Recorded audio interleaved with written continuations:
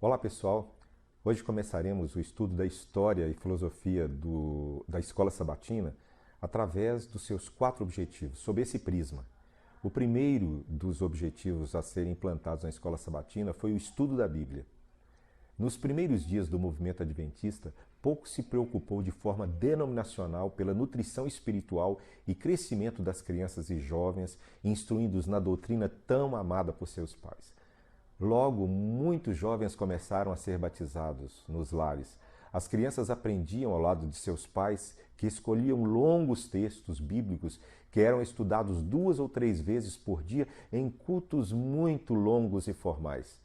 Além da leitura das Escrituras, principalmente de textos que falavam sobre a breve volta de Jesus, também cantavam lindas melodias de louvor. Não há relatos de cultos dirigidos por adultos, direcionados especialmente a jovens e crianças nos primeiros dias do movimento adventista, com exceção de algumas reuniões de oração e estudo da Bíblia, onde participavam adultos e jovens cristãos. O primeiro objetivo implementado entre os adventistas na sua nascente escola sabatina foi o estudo da Bíblia. Antes de 1852, não havia nada que pudesse ser chamado de uma escola sabatina como temos nos dias de hoje. Os membros do Adventismo já eram fervorosos, sistemáticos, estudantes da Bíblia. E a implementação desse objetivo não foi realizado com o intento de impulsionar o estudo, e sim criar facilidades, principalmente para as crianças da igreja que não tinham um programa voltado para a sua nutrição espiritual, nem uma publicação própria para elas. As primeiras lições da escola sabatina na igreja adventista foram organizadas pensando nas crianças e jovens da igreja, que precisavam de um programa de nutrição espiritual, não para fazê-los ler a Bíblia, mas para facilitar o que já faziam. Assim como os judeus faziam nas sinagogas, ensinando os meninos nas verdades do livro sagrado, e Hykes fez lá na Inglaterra no século XVIII, quando escolheu ensinar crianças que tinham a mente mais facilmente predisposta ao aprendizado, era hora de fazer o mesmo no recente movimento adventista. Nos primórdios do adventismo, não havia um programa preparado para as crianças. Cada lugar criava, como podia, um programa para atender os meninos e as meninas. Como não havia material próprio para eles, muitas vezes o que faziam era decorar textos bíblicos e recitá-los. Recitavam às vezes 25 a 50 versos e faziam isso com alegria. Naqueles dias, cada escola se desenvolvia de acordo com as suas próprias necessidades e não havia muita uniformidade. A memorização e recitação era uma forma de criar entre as crianças um certo grau de competição, que às vezes gerava desânimo naqueles que não tinham a mesma capacidade do que os outros garotos. É reportado uma menina que memorizou 892 versos em 6 meses, uma média de 34 versos por semana. E outro triunfo foi a memorização de 7.555 versos por uma escola sabatina de 38 membros. Outras vezes, mesmo no período em que as lições já estavam sendo impressas, essas não foram fornecidas para certas igrejas. Estas selecionavam determinados livros da Bíblia e passavam por eles lentamente, tomando um pouco dos versos cada semana. A dificuldade do início do movimento adventista e a fragilidade dos métodos de ensino da Bíblia e cuidado dos filhos dos crentes nos seus primeiros dias causava muita preocupação. Os lugares com maior recurso humano até podiam ter bons programas para os meninos e as meninas, mas isso não acontecia em todos os lugares. Algumas necessidades precisavam ser supridas, a fim de que o fruto plantado não se perdesse no campo. Tiago White viu em tudo isso uma necessidade que deveria ser suprida, e na Review and Herald de julho de 1852 escreveu: "Nós projetamos publicar um pequeno jornal mensal, contendo matéria em benefício da juventude. e estamos satisfeitos que nossos irmãos e irmãs concordem conosco que algo assim é muito necessário. As crianças deveriam ter uma publicação deles, algo que lhes desperte o interesse e capaz de instruí-los. Assim nasceu o periódico The Youth Instructor, o Instrutor da Juventude, e seu primeiro número saiu em agosto de 1852, data em que se comemora, em algumas vezes, o início da escola sabatina entre os adventistas do sétimo dia. Bem que depois, em 1853, Tiago White formou a primeira escola sabatina. Mas ele sabia que as crianças dos adventistas estavam sendo criadas para salvação ou perdição. E por isso os pais deviam entender a sua verdadeira tarefa em guiar as pequenas almas no ensino da palavra de Deus. Os pais devem sentir que estão formando almas para o céu ou para o inferno e desempenhar sua parte em dar boas instruções a seus filhos, no temor e força de Deus, sem demora. E os filhos devem dar seus corações para o querido Salvador, que morreu para salvá-los.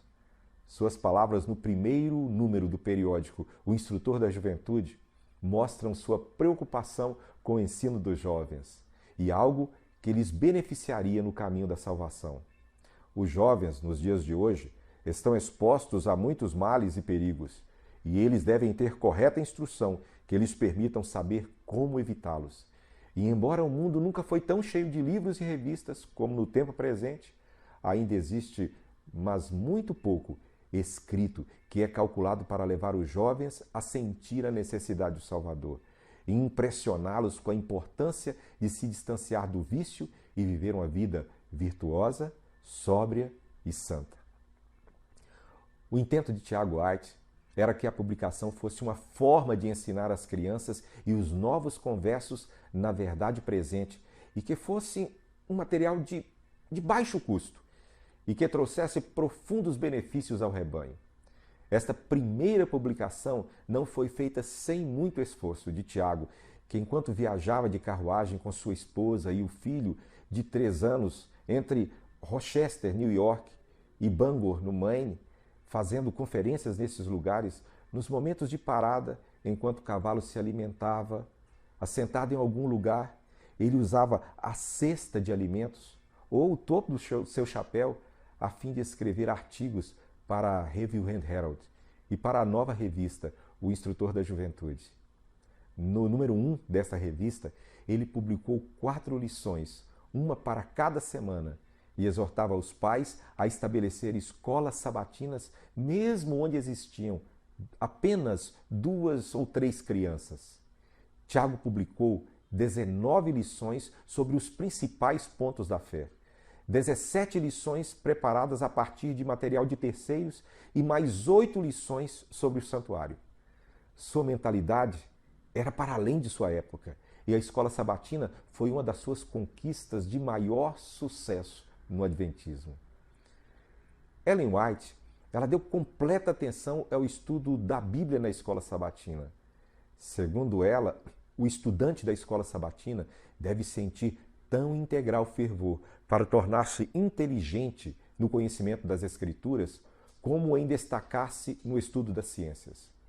No livro Conselhos sobre a Escola Sabatina, ela escreve sobre a necessidade de cada família investir tempo no cuidado da educação dos seus filhos nos temas da Palavra de Deus, criando dessa forma um hábito para a vida das crianças. Ela afirma que o estudo não pode ser superficial, mas deve ser feito com diligência e abnegação. Ao mesmo tempo em que o estudo da lição da escola sabatina tem o poder de banir a incredulidade, o mesmo não deve ser pautado por espírito de controvérsia. Tiago White também apelou aos jovens amigos a escrever. Ele escreveu: "Não tentem imitar ninguém, mas escrevam em um estilo simples os seus próprios pontos de vista, experiências e sentimentos." O seu apelo surtiu efeito no coração dos adventistas, e em 1854, Roswell Cottrell preparou 1 ano de lições semanais na revista O Instrutor da Juventude. No ano seguinte, este mesmo material foi publicado em forma de livro e foi chamado The Bible Class. Desse material foram publicadas 2.000 cópias, em 1855 e depois, por um longo tempo, não houve novas publicações. O mesmo material foi usado por jovens e crianças, mas serviu também aos adultos.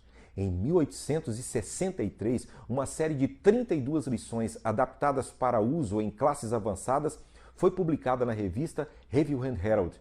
As perguntas dessas lições foram baseadas no livro Thoughts on Daniel, por Uriah Smith, e History of the Sabbath, de John Evans Anders.